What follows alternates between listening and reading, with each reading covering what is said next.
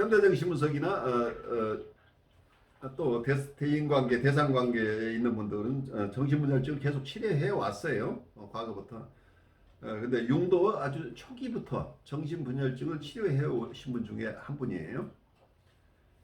그렇지만 이 정신분열증을 잘 이해한다는 것은 굉장히 어려운 일이죠. 그래서 우선 정신분열증은 어떤 원인으로 일어나는가 하는 병인론으로부터 이분들은 어떻게 치료할 것인가 하는 치료 기법에 이르기까지 누구나가 공통으로 이야기할 수 있는 어떤 기법들이 잘 발달해 있는 것은 아니에요.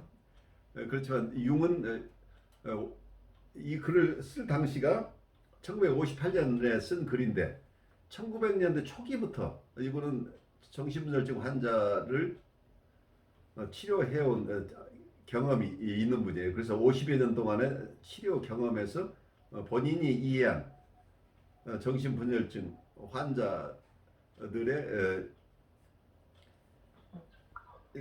정신분열증 환자들이 가진 어려움과 그리고 그 어려움을 임상적으로 어떻게 도울 수 있는 것인가, 그리고 이분들의 어려움은 근원적으로는 어떤 원인으로부터 오는 것인가 하는 이런 다양한 이야기들을 하고 있어요. 그래서 오늘 이 정신분열증 전체를 우리가 이해할 수도 없고 어쩌면 융이 가지고 있는 해박한 여러 다양한 이론들이 여기에서 함께 들어와 있는데 이걸 다 이해할 수는 없어요. 그렇지만 전반적인 이야기를 듣고 앞으로 관심 가지고 또 융의 다음 학기에 또 이 얘기를 다시 한번 계속해서 이걸 화두를 가지고 가면서 우리가 이해를 하도록 하죠. 지나간 길을 되돌아보는 것은 나이 먹은 사람의 특권이다. 나의 전문가, 동료들의 단체를 위해서 정신분열증 분야에서 내가 경험한 것을 종합적으로 제시할 기회를 갖게 된 것은 만프레드 블로일러 교수의 호의적인 관심 덕분이다. 브로크힐틀리 정신병원의 젊은 조은의사였던 내가 그 당시 나의 주임 교수였던 오이겐 브로일러 교수에게 나의 박사학위 논문의 주제를 정해달라고 부탁드린 것은 1901년의 일이었다. 그는 나에게 정신분열증에서의 관념 붕괴를 실험적으로 연구할 것을 제안했다. 그 당시 우리는 연상실험의 도움으로 정신분열증 환자의 심리 속으로 파고들어가 정신분열증에서 표현되는 정감적으로 강조된 컴플렉스의 존재를 알고 있었다. 그것은 기본적으로 신경증에서 확인되는 것과 같은 컴플렉스들이었다. 컴플렉스들이 연상실험에서 어떻게 표현되느냐 하는 그 표현 양식은 급성적으로 혼란에 빠진 많은 사례에서는 히스테리 환자와 같은 것이라고 말할 수 있었다. 그러나 다른 사례의 경우, 그러니까 언어 영역이 함께 침해된 경우에는 정신분열증에서만 특별히 볼 수 있는 증상이 나타났다. 즉 신경증에 비해서 엄청나게 많은 수의 연상의 차단, 보소, 조어증, 동문서답, 그리고 탈락 등이 컴플렉스를 자극하는 자극어 주변이나 그 자극어에 반응해서 일어났다. 문제는 우리가 어떻게 여기서부터 특수한 장애의 구조 속으로 탐구에 들어갈 수 있느냐 하는 것이었다.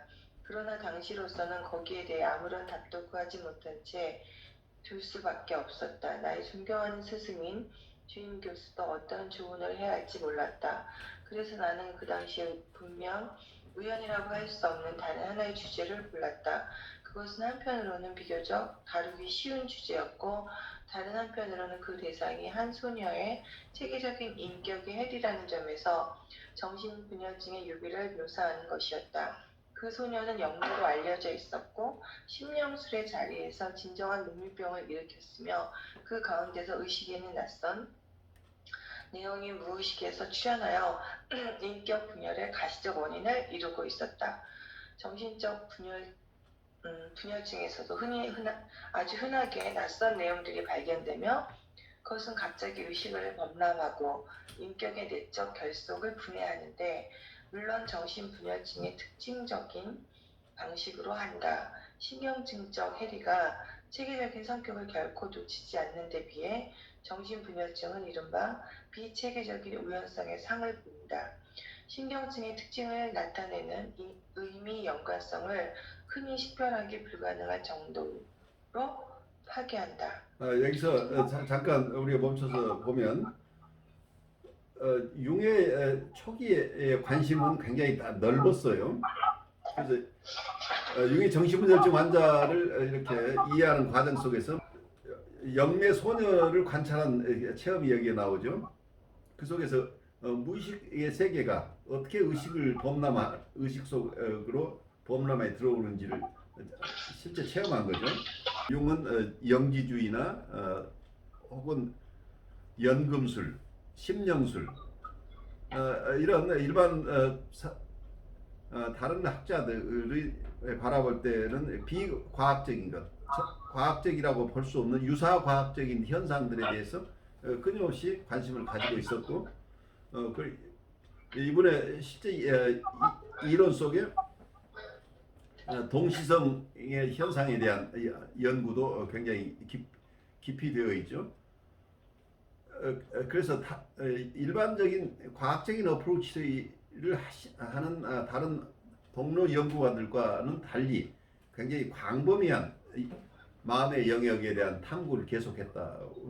이렇게 이해하시면서 이 정신분석에 대한 이해 자체도 신경증 특히 초기에 히스테리 환자들의 증상과 정신분석증의 증상이 굉장히 유사해 보이는데 신경증에서는 인격의 와해 정도가 다르다는 얘기죠. 정신분석증에서는 어떤 디스인티그레이션이라고 인격이 붕괴돼 버리는 이런 현상인데 디소시에이션이라고 여기서 표현하고 해리는 그래도 인격의 통합을 유지하고 있다. 그래서 코식으로 이 얘기를 한다면은 셀프 코히시브니스라고 할까요? 자기 응집성 자체가 그래도 유지되고 있다는 얘기예요. 정신분열증에서는 이 자기 응집성 자체가 붕괴돼 버리는 현상이 일어나는 거죠. 그래서 의미 있는 세계 미닝 자체가 사라져 버리죠. 그래서 이렇게 아주 심하게 인격이 붕괴되는 현상을 보이고 있는 정신분열증에 대해서 신경증과 달리 신경증과 비슷해 보이지만 인격 체계가 완전히 붕괴되는 것과 어떤 사이키 안에서 해리가 일어나서 A라는 인격과 B라는 인격이 교차적으로 일어나는 이런 해리와는 다른 그래서 해리 상태에서는 인격이 그런 통합될 가능성을 항상 가지고 있는데 정신분열에 가게 되면 인격 자체의 디스인티그레이션이 발생한다. 그래서 이런 현상을 이해하려고 지금 노력하고 있어요. 1907년 간행된 조발성 치매 심리학에 대하여라는 논문에서 나는 내가 그 당시 알고 있는 바를 표현하고자 했다. 그때 다른 대상은 특징적인 언어 장애를 가진 전형적인 편집증 환자였다.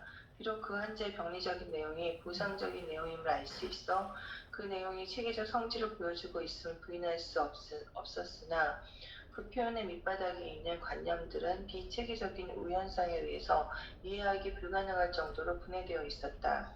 그 내용이 본래 가지고 있는 보상적인 의미를 다시 볼 수 있도록 하기 위해서는 확대된 확충 작업을 통해서 얻은 연상 자료들이 자주 필요했다. 여기서 좀 보시면 몇 가지 키워드들이 여기 나오죠. 관념의 붕괴라고 아이디어 자체가 붕괴돼 버리는. 그러니까 아이디어 자체가 어떤 그 미닝을 그대로 유지하지 못한다고 볼 수 있겠죠. 그래서 표현의 밑바닥에 있는 관념들은 비체계적인 우연성에 의해서 그 비체계적이라는 그 우연성 여기 우연이라는 요소가 들어가죠. 비체계적인 우연성에 의해서 이해가 불가능할 정도로 분해되어 버린다. 그래서 어떤 관념이라고 아이디어 자체가 조각나 버리는 거죠. 그래서 그 원래 가지고 있던 의미 자체가 사라져 버리는.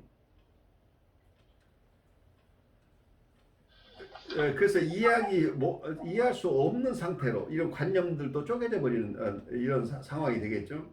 그런데 거기에 드러나는 것은 비체계적인 우연성이라고 하는 것 때문에 이분들이 자기를 수습해낼 수 없는 거죠. 이게 우연이 아니고 인과관계가 유지될 때는 어떤 방식으로 추스릴 수 있는데 이게 우연에 의해 지배되는 상황이 된다고 한다면 그 주체 혹은 자기가 셀프가 이걸 추스리기가 굉장히 어려워지겠죠.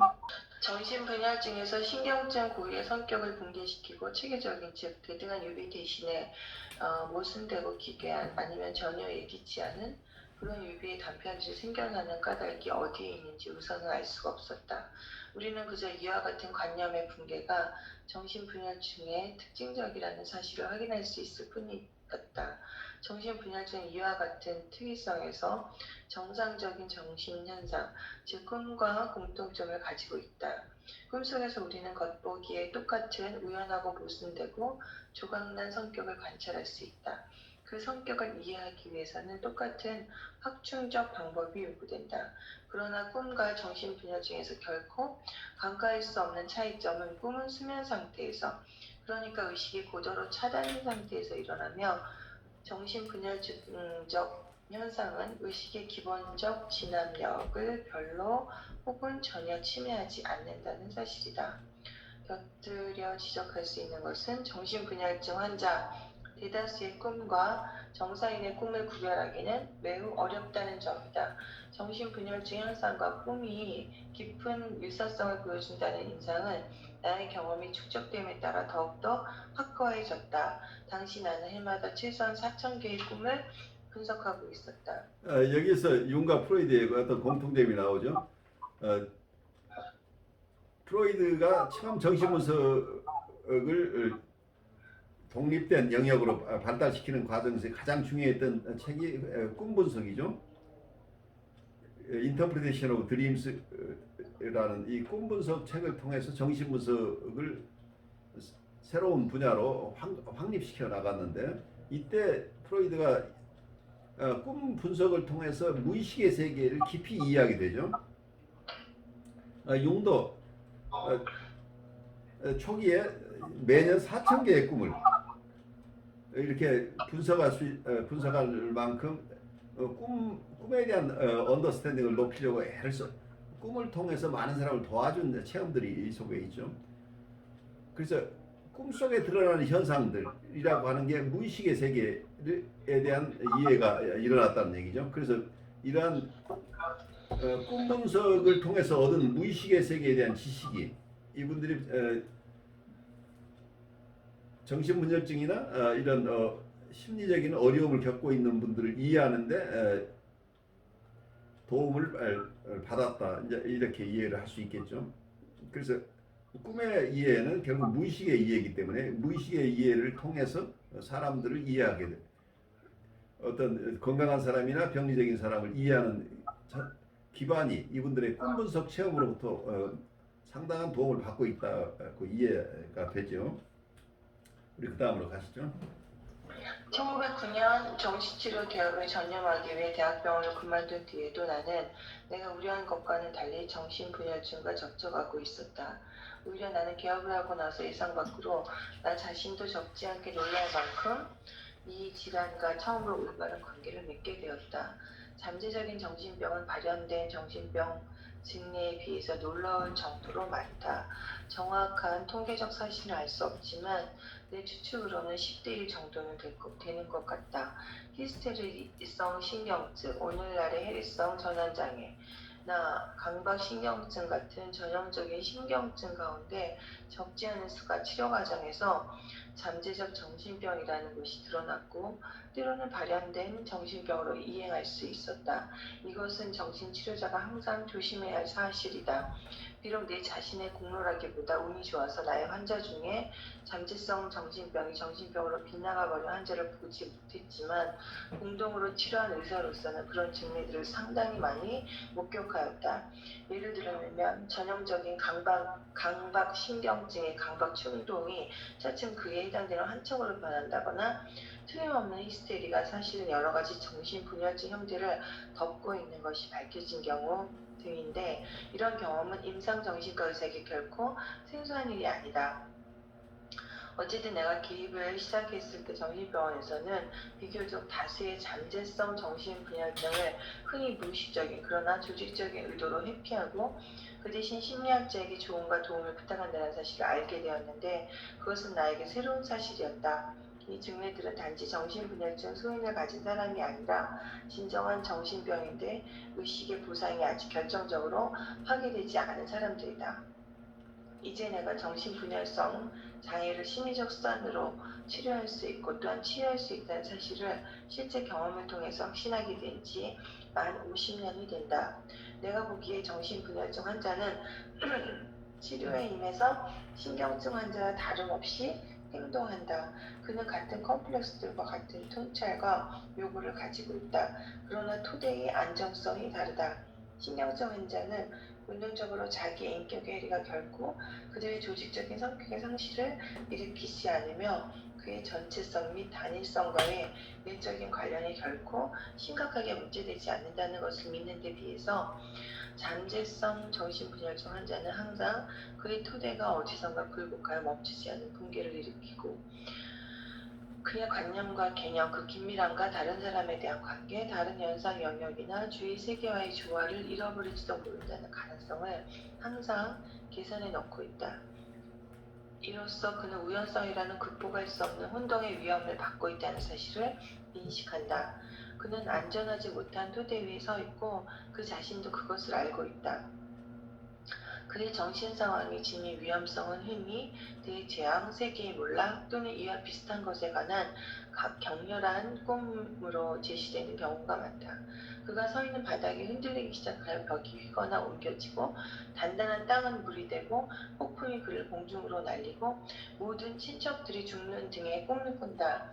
이와 같은 상들은 관계의 근본적인 장애, 다시 말해 환자와 그의 주위 세계와의 상호관계의 근본적인 장애를 묘사하며 그를 위협하는 고립을 암시한다. 여기서 보면은 융이 어떤 정신분열증적인 상황에 대한 굉장히 깊은 묘사를 하고 있죠.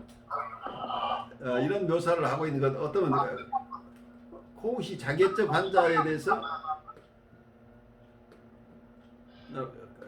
자기애적 환자에 대해서 잘 묘사하고 있는 것은 코웃 스스로가 그러한 체험들을 많이 했다고 우리가 얘기를 할 수 있는데 융이 정신분열증 환자들에 대해서 이렇게 자세하게 묘사하고 있는 건 융 스스로가 정신병에 가까운 그런 어려운 상황을 초기에 체험하죠. 이분이 무의식에 대한 탐구 자체가 거의 사이카틱한 상태를 체험한 것들이죠. 그래서 실제 체험이 숨겨져 있는 거죠. 이런 이론 속에는.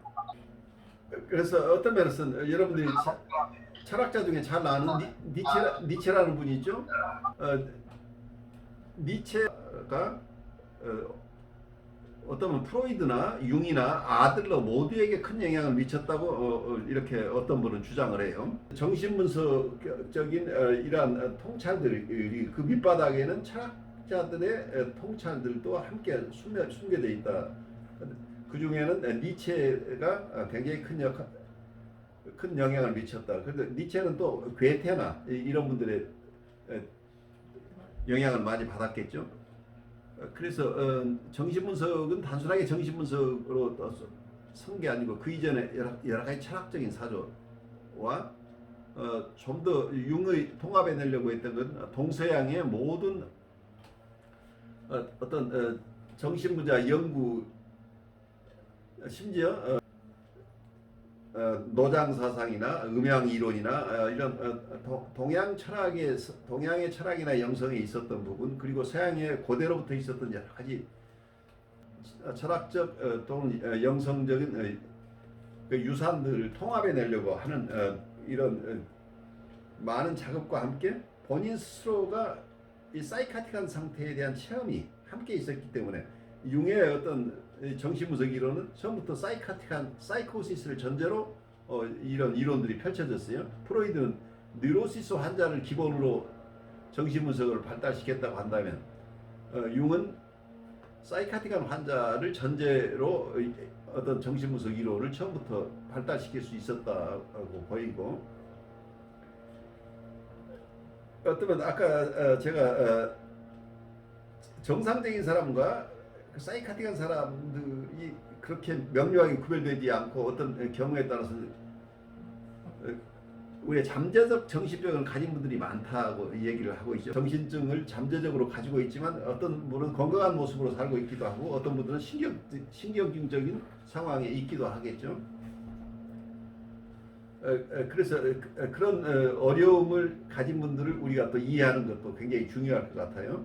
그리고 그래서 우리가 진단을 함부로 할 수 없는 것이 굉장히 신경증적인 환자로 드러났지만 경우에 따라서는 이분들이 정신적으로 발달하는 경우도 있다는 것을, 그래서 굉장히 겁나는 거죠. 사실은 겉으로 드러나는 것, 그 밑바닥에 있는 것이, 그래서 심리적인 기반이 무너질 수 있는 가능성이, 어떤 우리의 가장 밑바닥에 있는 바이올로지컬한 어쩌면 생리적이라고 할까요? 생물학적인 토대와 관련되는 우리의 심리적인 기반이 굉장히 취약한 이런 분들이 있다는 얘기예요. 그래서 니체 같은 분은 아주 현대 철학자 중에 굉장히 유명한 분이지만 그분이 말년에는 정신병으로 이분은 정신병자가 되고 그 정신병으로부터 회복하지 못하고 이 세상을 떠난 것으로 알고 있어요. 그래서 굉장히 지적인 작업을 하는 분들 중에도 이런 사이카틱한 상태를 경계선상에서 오고 가는 분들이 있다고 하는 것을 우리가 이해할 수 있겠죠. 여기서 굉장히 아까도 말씀드린 우연성이라고 하는 것, 우리 사이키가 우연에 의해서 지배된다고 한다면 예측하지 못하는,